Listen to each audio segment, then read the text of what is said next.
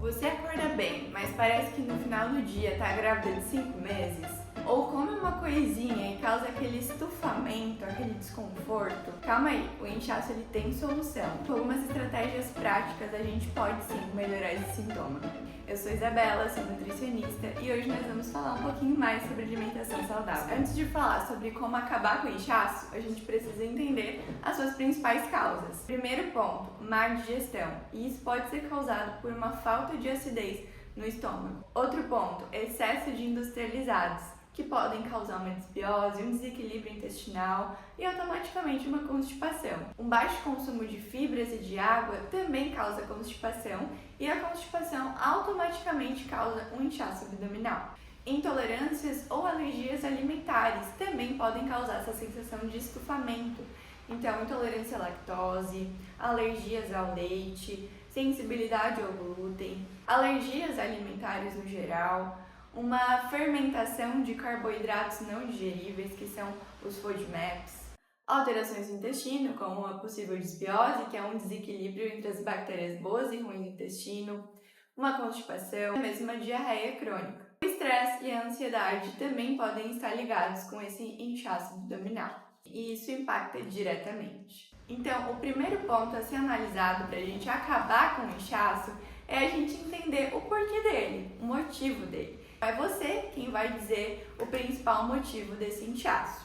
Alguns casos não estão bem claros e a gente precisa de exames, a gente precisa talvez de uma consulta nutricional ou médica para entender, para fazer possíveis testes alimentares e entender qual alimento, se determinado alimento está impactando nessa saúde intestinal e causando esse inchaço. Então agora vem comigo que eu vou te passar algumas soluções práticas para acabar com esse inchaço. Primeiramente, analisar o consumo de água e de fibras diário.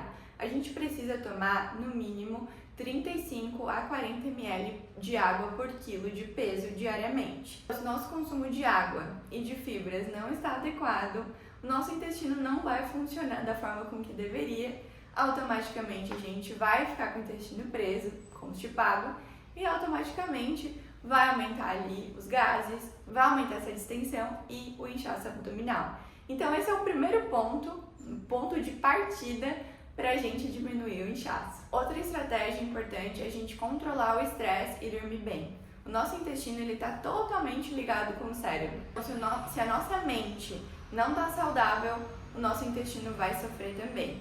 Vai sofrer com gases, vai sofrer com distensão, diarreia ou até mesmo uma constipação. Então, ter momentos de lazer e um sono de qualidade não é luxo, é essencial para que seu intestino funcione bem. Como eu falei antes, a gente precisa também identificar os gatilhos. Então, certos alimentos podem causar essa distensão, esse inchaço, e isso é muito individual. A gente tem um quadro que se chama SIBO, supercrescimento bacteriano no intestino. Esse supercrescimento bacteriano, ele pode sim causar gases, ele pode sim causar uma sensação de empachamento, arrotos e essa distensão abdominal que é muito chata de lidar no dia a dia. Então, nesses casos, a gente precisa de um acompanhamento com gastro e com nutricionista para fazer o exame, que é o teste de hidrogênio expirado, e se der positivo, a gente precisa fazer tanto uma dieta específica como um tratamento com medicamentos e suplementos. A gente também precisa, como eu falei antes, analisar as alergias alimentares, intolerâncias. Então a gente precisa, nesses casos, fazer um acompanhamento com o nutricionista, com o médico também, para fazer os exames e testes alimentares para identificar qual é esse alimento, se é o leite, se é o glúten, se são as castanhas, os ovos, que está causando esse inchaço e esses sintomas intestinais. Então, identificando esse alimento, esse grupo de alimentos, a gente consegue estabelecer, montar uma dieta mais específica para você e aí sim reduzir os sintomas. Alguns adoçantes, como o xilitol, o eritritol, os polióis, eles também geram esse inchaço. Então, pessoas que às vezes consomem muitos produtos fits, muito whey, muitas barrinhas de proteína, podem se sentir inchadas também pelo uso desses adoçantes. Então, preste atenção aí na sua alimentação, se eles estão em excesso. E talvez você possa testar, ficar uns dias sem, para entender se vai melhorar também o inchaço. E outro ponto que também influencia nesse inchaço, nessa sensação de empachamento, é a gente se movimentar. Quem nunca ficou deitado ou sentado o final de semana inteiro e ficou com aquela sensação estranha? Então a gente andar, correr, fazer exercício físico também vai influenciar nesse melhor funcionamento intestinal. A gente também tem alguns alimentos e bebidas, como chás, que podem ajudar na digestão. Então, pessoas que têm uma digestão mais lenta, talvez por uma hipocloridria, por uma falta de enzimas digestivas no estômago, a gente tem alimentos que podem também ajudar na digestão. Então, o abacaxi, o mamão, eles têm enzimas digestivas, como a bromelina e a papaina, que podem ajudar na digestão, por exemplo, das carnes.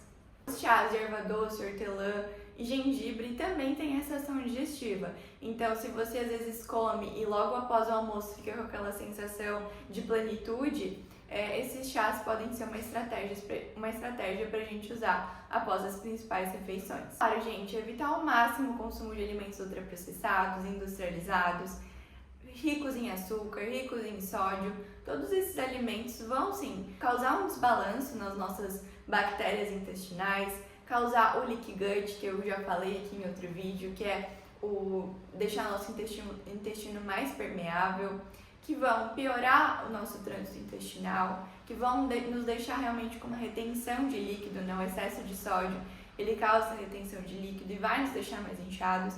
Então, ter uma alimentação rica em comida de verdade e o mínimo de industrializados é outro fator que com certeza vai influenciar muito no seu inchaço, na sua saúde intestinal. Então, gente, para finalizar, o inchaço ele não é normal. Ele pode ser comum, mas ele não é normal. E não, você não precisa e não deve se acostumar com isso. Os ajustes para algumas pessoas mais simples, para outras mais individualizados, a gente pode sim reverter o caso e melhorar esse inchaço, melhorando também a sua qualidade de vida. Se vocês gostaram desse vídeo, ele ajudou vocês, por favor, deixem um like aqui, compartilhem com aquele amigo que vive inchado, estufado e não se esqueçam de se inscrever no canal. Beijo!